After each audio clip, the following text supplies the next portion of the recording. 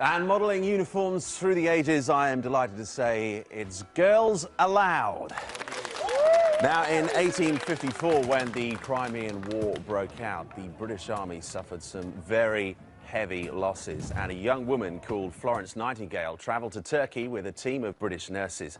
She became famous as the Lady with the Lamp, and her strict regime of cleanliness and discipline saved the lives of hundreds of soldiers. When Florence returned home, she established the first ever training school for nurses at St Thomas's Hospital in London. Today, which is the 12th of May, is the 183rd anniversary of Florence Nightingale's birth, a fitting date to celebrate International Nurses' Day. Florence gave the role of nursing a new respectability, as did the wearing of uniforms. And Nadine, how is it, apart from It's large? pretty big, and large, and the shoes are really uncomfortable, so it's A little bit different to what you're used to. Yep. But you're looking absolutely fine, do not worry. Now, different coloured gowns distinguish student nurses from staff nurses and sisters. 100 years ago, this is what a nursing sister from the Royal London Hospital wore. An ankle-length skirt and apron, a closely fitted front bodice and long, tight-fitting sleeves. Kimberly, lovely walk down the middle, how is it? It's all right, the sleeves are a little bit tight and a bit bulky here, so it'd be a bit hard to wear. A bit baggy around the shoulders, perhaps? Yes. Absolutely. Now, nurses had to wear their hair in a bun, topped off with what was called a Dora cap, which is what you can see there. Thanks ever so much, Kimberly. Now, between the 1890s and the beginning of the First World War in 1914, nurses proudly wore their uniforms even when they were off duty. Now, women who chose to become nurses decided mostly to be unmarried and lived in hostels that were provided by hospitals.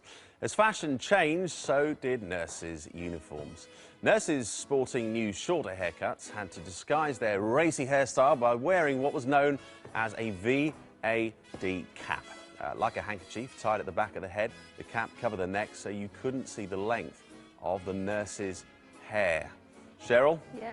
It's not the sort of hat you wear normally. What do you think of it? Maybe it's in a different colour. Yeah? Khaki?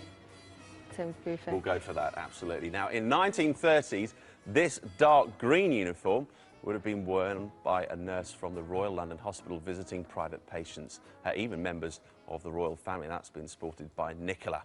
Now, when rationing was introduced during the Second World War, knee-length skirts became much closer to the fashion of the day, as did these absolutely cracking mother-of-pearl buttons. And nurses found that the softer collars and shorter skirt lengths much easier to wear. Thanks for wearing that, Sarah. Not wearing a skirt, here's Matt. It's me, yeah. Now, the National Health Service was introduced in 1948, promising free healthcare to everyone. Male nurses began working in general hospitals from the 1950s, and their uniform consisted of a white tunic, like this, and a nice pair of black trousers. Hasn't changed at all. Any aches or pains? Is everybody all right? Just your temperature to get then, I've got a Simon. spot of athlete's foot. Now, with the NHS came calls for a national nurses' uniform, and here's the lovely Liz. Yep. I'm wearing a uniform from the 1970s, which was worn by nurses in varying colours all around the UK. Feeling fine? Feeling good. Now, nurses' uniforms, as you can see, have come a long way from the ankle wool dresses and starched collars and caps of 100 years ago.